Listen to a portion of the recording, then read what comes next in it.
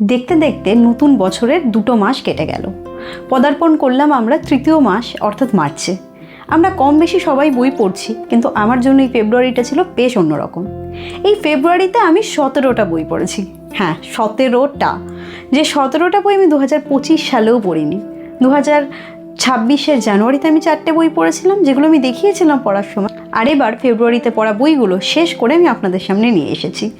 এই ভিডিওতে হয়তো ডিটেলসে প্রত্যেকটা বই সম্পর্কে বলা সম্ভব হবে না, তবে আমি যেটা চেষ্টা করব সেটা হলো প্রত্যেকটা বই অ্যাটলিস্ট কি নিয়ে একটু বলে চলে যাওয়ার। প্রথম বই হলো মৌন মগধে, এবং এটাই আমি প্রথম শেষ করেছিলাম। অভিক মুখোপাধ্যায়ের লেখা এই বইটা ঐতিহাসিক গল্প সংকলন, এবং এর সাথে এই বছর বইমেলায় বেরিয়েছে মৌন মগধে 2।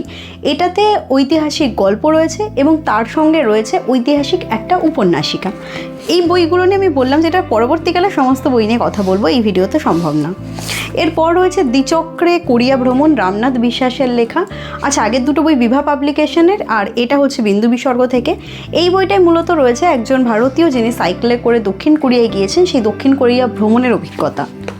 এরপর রয়েছে মানস চৌধুরীর লেখা ছায়াযুদ্ধের শেষে। খুব ছোট একটা বই, এবং আমার মনে হয়েছিল যে আমি খুব তাড়াতাড়ি এটাকে শেষ করে ফেলবো, কিন্তু বইটা পড়তে গিয়ে আমি বুঝি ফিলোসফিক্যালি যতটা ডিপ এই বইটা, তাতে ওয়ান রিডিংয়ে শেষ করা অসম্ভব। তো এই বইটা আমি একটু সময় নিয়েই পড়েছিলাম, এবং বইটার মুদ্রিত মূল্য রয়েছে 180 টাকা।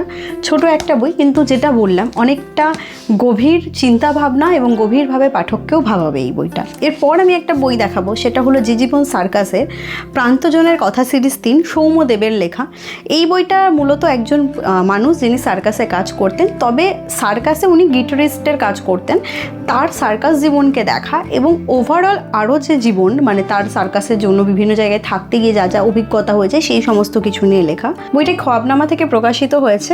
বইটা আমার বেশ ভালো লেগেছিল, কিন্তু আমি যেটা আগেও বলেছিলাম যে বইটার সামহাও আমার মনে হয়েছে নামটা একটু মিসলিড করছে।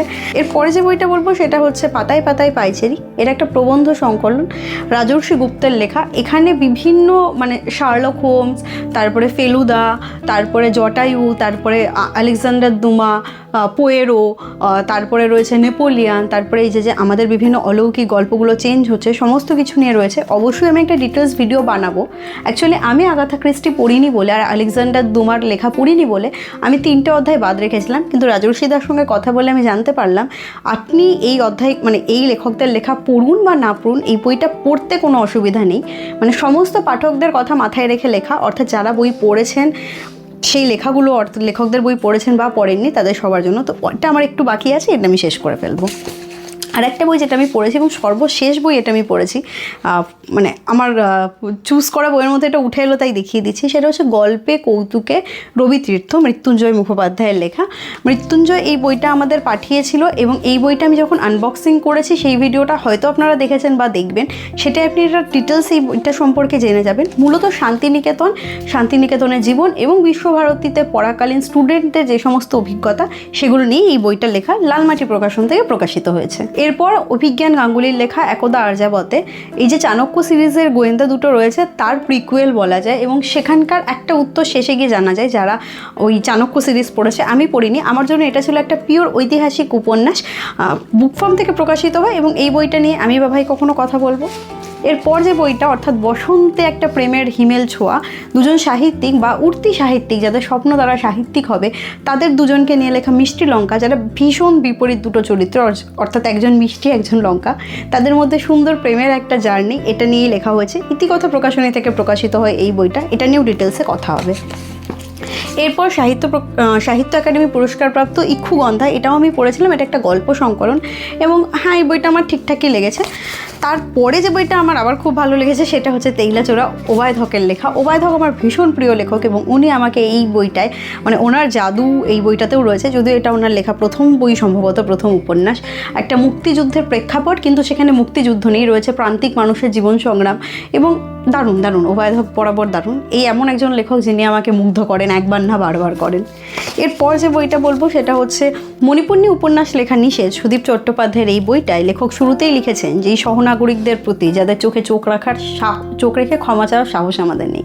এবং আমি সেটার সঙ্গে সম্পূর্ণ সহমত। মণিপুর যখন জ্বলছিল, ভারতে আমরা সবাই নিষ্ক্রিয় অবস্থায় নিজেদের জায়গায় বসেছিলাম, প্রশাসন থেকে সাধারণ মানুষ।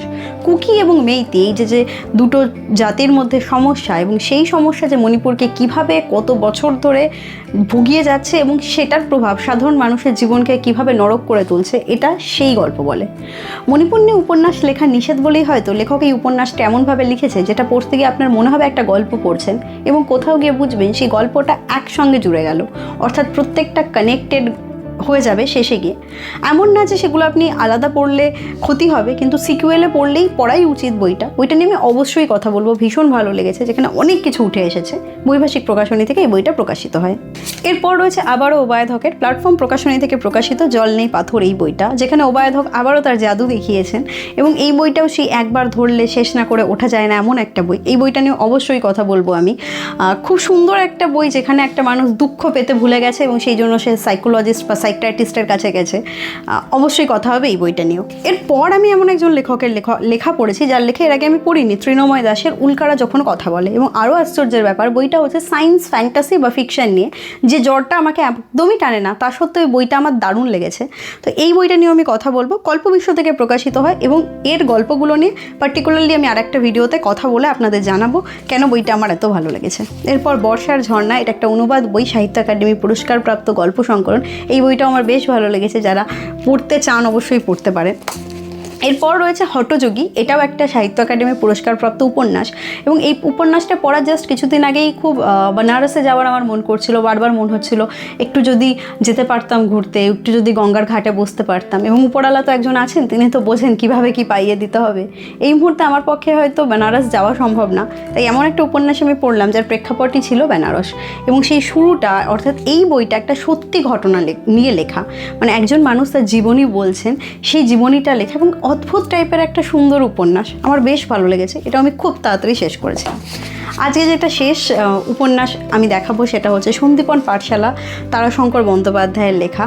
একটা একজন শিক্ষকের জীবন নিয়ে লেখা, যে তার একটা পাঠশালা তৈরি হবে, কোন কোন প্রতিকূলতা তার মধ্যে আসবে, যিনি শিক্ষা পেতে চান তিনি কতটা শিক্ষা পাবেন, এবং শিক্ষকের জীবনে সেই করুণ পরিণতি। এটা নিয়ে আলাদা করে হয়তো কোনো ভিডিও আসবে না, কারণ ক্লাসিক নিয়ে আমি কি ভিডিও বানাবো। তবে যারা তৎকালীন সমাজ ব্যবস্থা এবং একজন শিক্ষকের জীবন নিয়ে জানতে চান, যারা শিক্ষকতা পেশার সঙ্গে রয়েছেন, তারা অবশ্যই পড়ে দেখতে পারেন, আপনাদের বেশ ভালো লাগবে পারবেন। এবং তৎকালীন সময়ে যদি কেউ থেকে থাকেন, মানে একটু বয়স্ক যারা আছেন, তাদেরও বেশ ভালো লাগবে।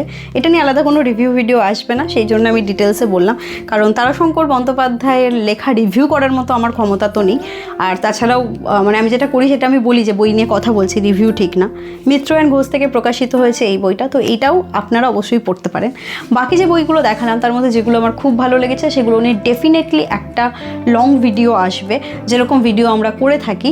আর বাকি এটা আমি বলবো না যে যেগুলো ভালো লাগেনি সেগুলো নিয়ে শর্ট আসবে, বাট যেগুলো আমার মনে হয়েছে সেরকম বলার অতটা কিছু ছিল না, সেগুলো নিয়ে হয়তো শর্ট আসতে পারে।